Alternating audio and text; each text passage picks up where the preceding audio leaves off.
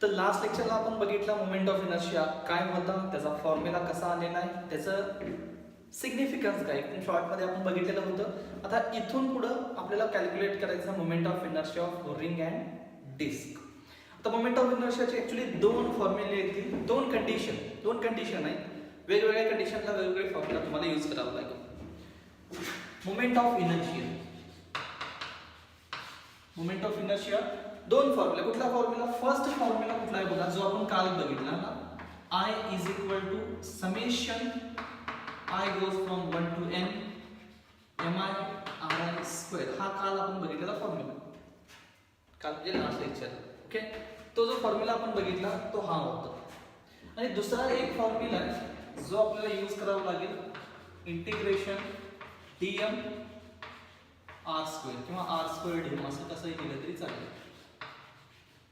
r square dm दोन्ही formula same आहेत, answer सुद्धा तुम्हाला सेम देणार. फक्त डिफरन्स काय आहे बघा, हा फॉर्म्युला कधी यूज करणार, जेव्हा मास डिस्ट्रीब्युशन जे असेल, मास डिस्ट्रीब्युशन डिस्क्रीट असेल तर, मास डिस्ट्रीब्युशन जर डिस्क्रीट असेल, डिस्क्रीट म्हणतो मी. डिस्क्रीट म्हणजे काय समजून घ्या. डिस्क्रीट म्हणजे सेपरेट पार्टिकल आहेत. पार्टिकल समजा m1 आहे, मास आहे m2, मास आहे m3, आणि इथून ऍक्सिस ऑफ रोटेशन असा पास होतो. म्हणजे काउंटेबल तुमच्याकडे काहीतरी मास असतील तर तुम्ही हा फॉर्म्युला यूज करता. म्हणजे मास जेव्हा तुम्हाला सेपरेट दिले, m1 m2 m3 m4 m5 असे डिफरंट तुम्हाला जर मासेस दिले असतील तर तुम्ही हा फॉर्म्युला यूज करता. अदरवाइज समजा एखादी बॉडी दिली आणि मास डिस्ट्रीब्युशन जर कंटिन्युअस असेल, मास डिस्ट्रीब्युशन काय सांगतो मी, कंटिन्युअस असेल म्हणजे सगळीकडे मास सगळीकडे distribute, number of particle infinite particle आहे तिथं आणि सगळीकडे असं मास डिस्ट्रीब्यूट झालेला आहे, तेव्हा मला फॉर्म्युला यूज करावा लागतो इंटिग्रेशन r स्क्वेअर dm. म्हणजे ऍक्सिस ऑफ रोटेशन जिथून काही असेल आणि जे काही मास dm जो आहे एक स्मॉल मास एलिमेंट आपण घेत असतो आणि त्याचा डिस्टन्स ऍक्सिस ऑफ रोटेशन पासूनचा, आणि त्याचा जर तुम्ही इंटिग्रेशन केला तर तुम्हाला मोमेंट ऑफ इनर्शिया मिळतो. जेव्हा आपण लास्टला चॅप्टरच्या लास्टला मी न्यूमेरिकल घेणार आहेत सगळे, त्याच्यामध्ये भरपूर मी क्वेश्चन सॉल्व्ह करून दाखवेन की ऍक्च्युअली फॉर्म्युला कसा यूज करायचा तिथं तुम्हाला जास्त कळेल. ओके, तर हा झाला पॉइंट.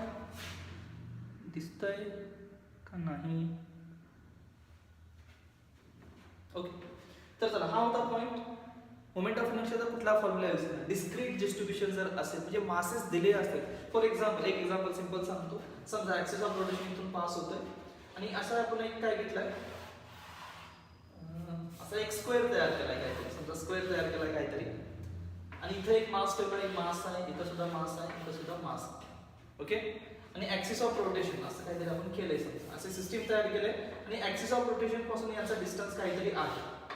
याचा डिस्टन्स r1 आहे, r2 आहे, r3 आहे, r4. म्हणजे जेव्हा मास वेगवेगळे दिलेत, m1 m2 m3 m4 m5 m6, मास जर सेपरेट तुम्हाला दिले असतील तर तुम्ही हा फॉर्म्युला यूज करता. मग याचा मोमेंट ऑफ इनर्शिया काय येणार आहे, m1 r1 स्क्वेअर याचा मोमेंट ऑफ इनर्शिया, याचा moment of inertia m2 r2 square, याचा moment of inertia m3 r3 square, so on. मग या सगळ्यांना जर तुम्ही ऍड केलं तर तुम्हाला तुमच्या सिस्टीमचा मोमेंट ऑफ इनर्शिया मिळतो. मग लक्षात फक्त ठेवायचं, डिस्क्रीट डिस्ट्रीब्युशन जर असेल जिथं तुम्हाला ऍक्च्युअली मध्ये बॉडीज दिलेत सेपरेट किंवा पार्टिकल्स दिलेत m1 m2 त्यांचा मास दिलाय तुम्हाला सेपरेट, तर हा फॉर्म्युला यूज करायचा. आणि कंटिन्युअस डिस्ट्रीब्युशन असेल तर तुम्ही हा फॉर्म्युला यूज करणार. फक्त लक्षात ठेवा हा फॉर्म्युला लागेल आपल्याला. मग मला आता स्टार्टिंग करायची आहे रिंग पासून. भरपूर ऑब्जेक्ट आहेत आपल्याकडे, वन बाय वन बघायचे. पहिला जो ऑब्जेक्ट असेल तो असेल ring. Moment of inertia of ring. Moment of inertia of ring म्हणजे मग आपण जो बघतो सिंपल एक रिंग असेल किंवा कडा किंवा बँगल जे असेल, बांगडी म्हणतो त्याला, तो जो असेल दॅट्स अ रिंग. ती जी जिओमेट्री आहे त्याला आपण रिंग म्हणतो. त्याचा मोमेंट ऑफ इनर्शिया कॅल्क्युलेट करायचा. एकदम सिंपल आहे मोमेंट ऑफ इनर्शिया कॅल्क्युलेट करणं याचं. समजा हा सेंटर आहे आणि ही तुम्हाला रिंग दिसते, अशी एक रिंग घेतली आणि इथून ऍक्सिस ऑफ रोटेशन असा पास होतो.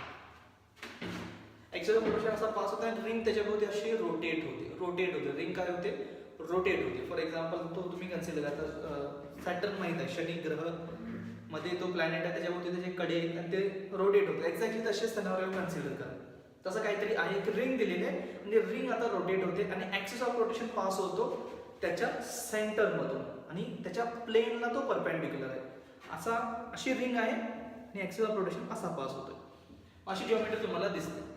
मग इथं जर बघितलं रिंगचं जे काही इफेक्टिव्ह मास आहे, रिंगचं जे काही इफेक्टिव्ह मास आहे ते ऍक्च्युली कुठं आहे बघा. रिंगचं जे इफेक्टिव्ह मास आहे ते किती डिस्टन्सवर आहे? आर इतक्या डिस्टन्सवर आहे. तुम्ही इथं जावा, हे डिस्टन्स किती असेल? आर. इकडे डिस्टन्स आर असेल, इकडे डिस्टन्स आर असेल, इकडे सुद्धा डिस्टन्स काय आर. ओके, म्हणजे इफेक्टिव्ह डिस्टन्स हे आर आहे आणि आर कॉन्स्टंट आहे. रेडियस ऑफ रिंग काय असणार आहे? कॉन्स्टंट असणार. आणि इथं जर बघितला आता हा जो प्रॉब्लेम आहे कुठला आहे? डिस्क्रीट आहे का कंटिन्युअस आहे? डिस्क्रीट म्हणजे तिथं M1 M2 पार्टिकल दिलेले असतील. इथं तसं दिलंय का? नाही. तुम्हाला कन्सिडर करायला सांगितलं कन्सिडर युनिफॉर्म रिंग. एक युनिफॉर्म रिंग कन्सिडर करायला सांगितलंय ज्याचं सगळं इफेक्टिव्ह मास कुठं असणार आहे? अलॉंग दी सर्कम्फरन्स त्याचा इफेक्टिव्ह मास असेल. मग याचा मोमेंट ऑफ इनर्शिया काढायचा आहे तुम्हाला. मग या कंडिशन मध्ये मोमेंट ऑफ इनर्शियाचा फॉर्म्युला मी यूज करतो इथं. इंटिग्रेशन काय?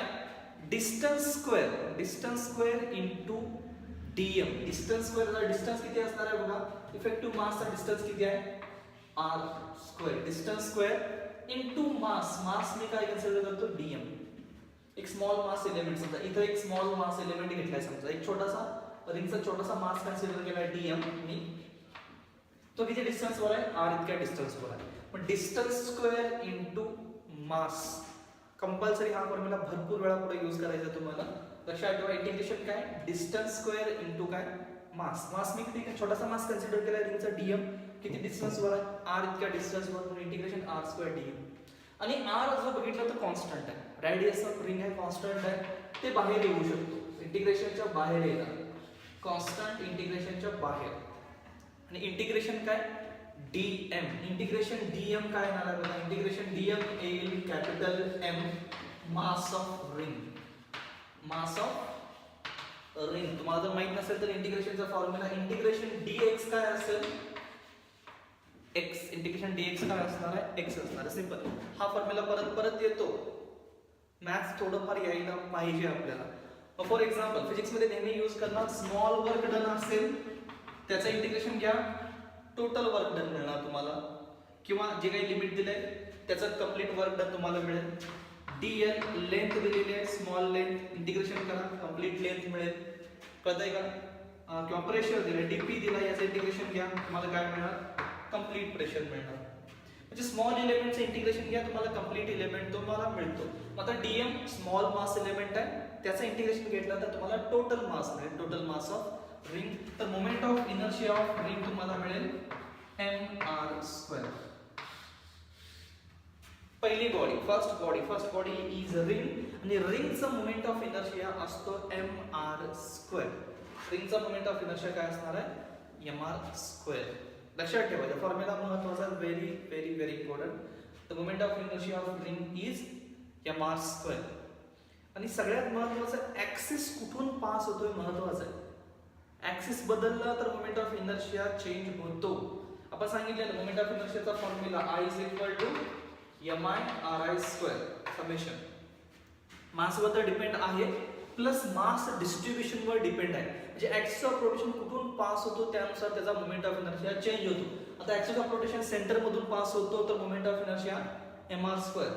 इथून साइडला टँजेंट इथून जर पास झाला तर मोमेंट ऑफ इनर्शिया वेगळा. डायमीटर मधून पास झाला तर मोमेंट ऑफ इनर्शिया डिफरंट आहे. डिफरंट ऍक्सिसला मोमेंट ऑफ इनर्शिया डिफरंट असतो. बट आता आपण इंटरेस्टेड कुठला आहे? यामध्ये जिथं सेंटर ऑफ मास मधून जो जाईल आणि त्याच्या प्लेनला परपेंडिक्युलर असेल. तसं जर असेल तर मोमेंट ऑफ इनर्शिया किती आहे? mr square. ओके, हा झाला आपला रेग्युलर रिंगचा. एक्झामला विचारायची शक्यता रिंगची फार कमी आहे कारण बुक मध्ये पण जास्त दिलेलं नाही आहे. एक्झामला विचारू शकतील डिस्कचा मोमेंट ऑफ इनर्शिया त्यांनी डेरिव्हेशन दिलेलं आहे बुक मध्ये सेपरेट, तेच आपल्याला बघायचं आहे. डिस्कचा मोमेंट ऑफ इनर्शिया कसा कॅल्क्युलेट करणार. तर चला बघूया काय. सेकंड जी बॉडी असेल ती असेल डिस्कचा मोमेंट ऑफ इनर्शिया आपल्याला कॅल्क्युलेट करायचा आहे. तर रिंग माहिती आहे आपल्याला रिंग. आता डिस्क म्हणजे काय असणार आहे? डिस्क तर सगळ्यांनाच माहित आहे. कन्फ्युजन करायचं नाही. सर्कल आणि डिस्क थोडासा डिफरंट आहे. सर्कल आणि रिंग सेम आहे. डिस्क म्हणजे घरात आपण बघतो चपाती असेल, भाकरी असेल, दॅट्स अ डिस्क. आणि त्याची फक्त जर तुम्ही बाउंड्री कन्सिडर केला तो सर्कल होतो, तो वेगळा आहे. आता आपल्याला डिस्क कन्सिडर करायचा आहे, त्याचा मोमेंट ऑफ इनर्शिया कॅल्क्युलेट करायचा आणि तो किती येतो. Moment of inertia of disc कसा कॅल्क्युलेट करायचा ते बघूया. इझी आहे, लक्ष द्या. सगळ्यात स्टार्टिंगला डेरिवेशन जसं आपण नोट्स मध्ये लिहिणार तसंच मी लिहितो. Let us consider uniform disc of mass m, uniform disk of mass m and radius r rotating about the axis passing through the disk. म्हणजे आता डिस्क घेतलेले आपण, डिस्क घेतलेले आणि ते आता रोटेट होते about the axis of rotation. आणि ऍक्सिस ऑफ रोटेशन कुठून पास होतो?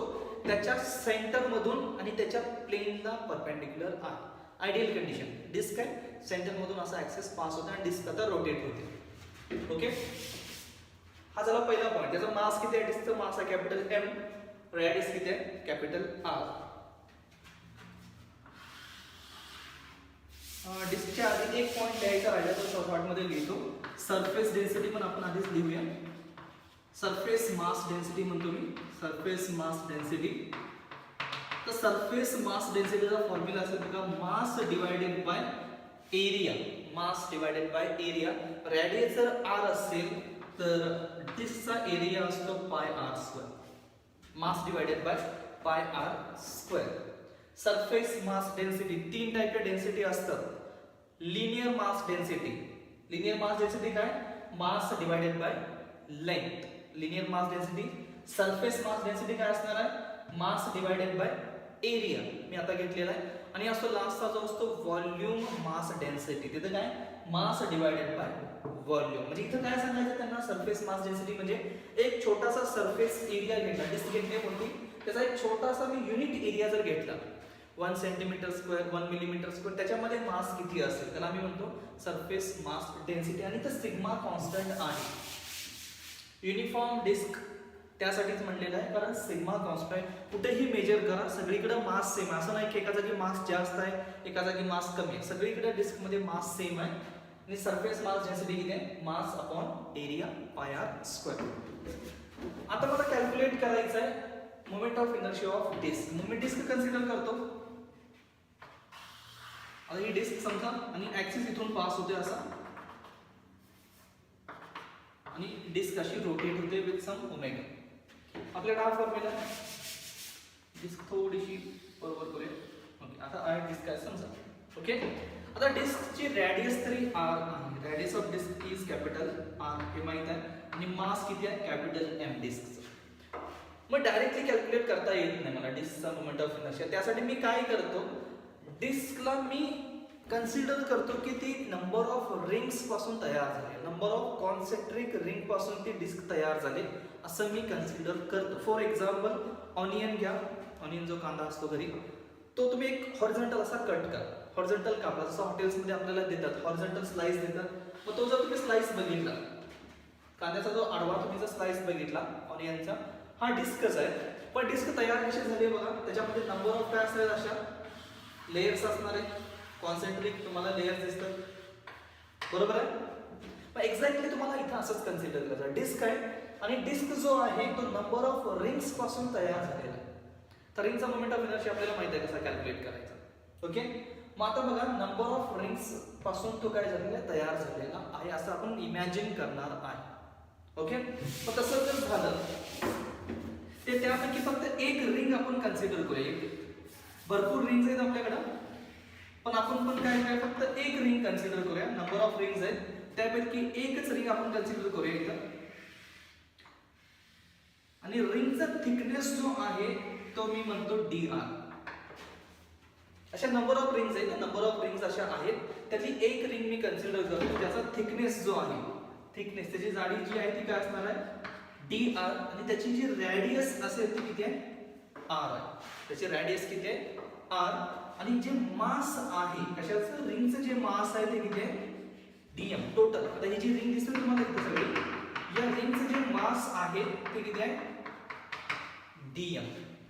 बघा कन्सिडर करून बघा थोडासा सिनारिओ. डिस्क घेतली आहे, disc number of concentric ring पासून तयार झाले, त्यामध्ये एक रिंग कन्सिडर केली आहे मी ज्याची रेडियस स्मॉल आर आहे आणि थिकनेस किती आहे? डी आर आहे आणि त्याचा मास किती आहे? डीएम आहे रिंगचं. मग आधी मी काय करतो? रिंगचा मोमेंट ऑफ इनर्शिया कॅल्क्युलेट करतो.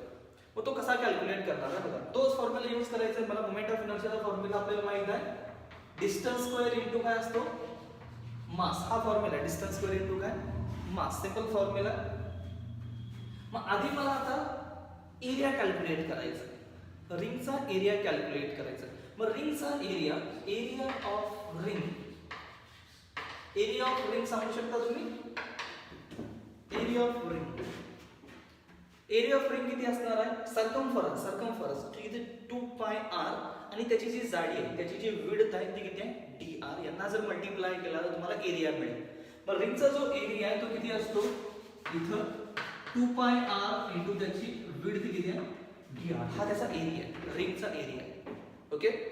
आणि आता मला माहित आहे सरफेस मास डेन्सिटीचा फॉर्म्युला, सरफेस मास डेन्सिटी सिग्माचा फॉर्म्युला काय असतो? Mass upon area. हा फॉर्म्युला डिस्कचा झाला, हाच फॉर्म्युला मी रिंगला अप्लाय करतो. मग रिंगला जर अप्लाय केला तर मास किती आहे रिंगचं?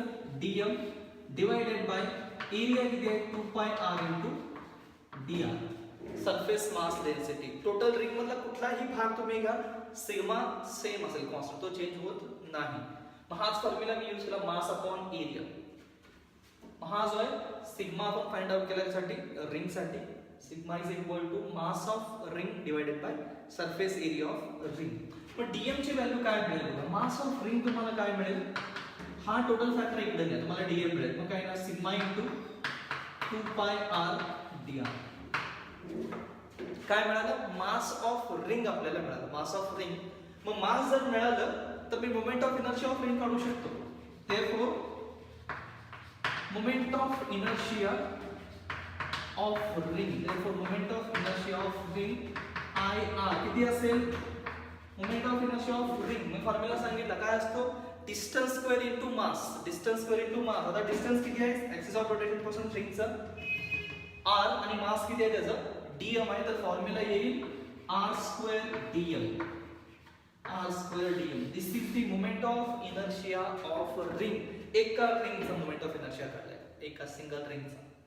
ओके, कळालं का? बघा moment of inertia of ring पहिल्यांदा आपण sigma mass upon area of ring, त्याच्यावरून मास ऑफ रिंग काढला आणि moment of inertia of ring काय आहे बघा? I R is equal to R square DM.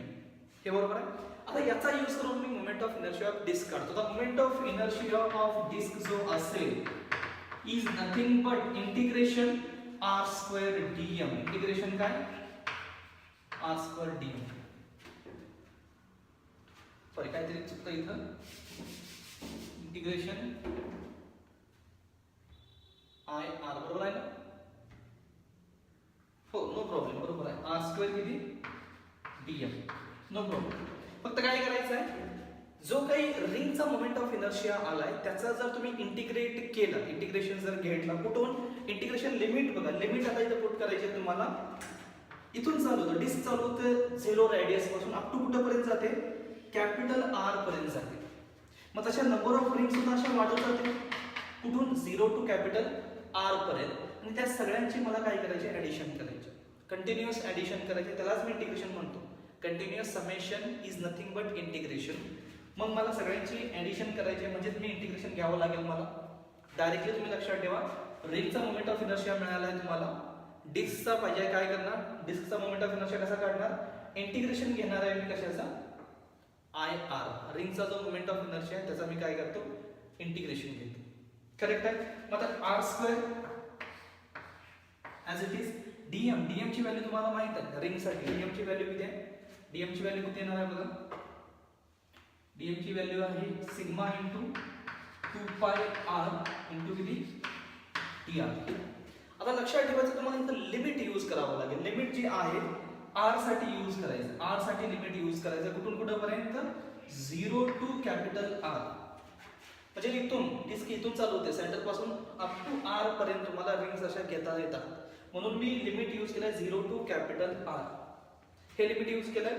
आता जे कॉन्स्टंट आहे ते टर्म बाहेर. सिग्मा कॉन्स्टंट आहे, 2 कॉन्स्टंट आहे, पाय कॉन्स्टंट आहे. सिग्मा इंटू 2 पाय कॉन्स्टंट आहे. इंटिग्रेशन मध्ये राहील बघा r स्क्वेअर इंटू r.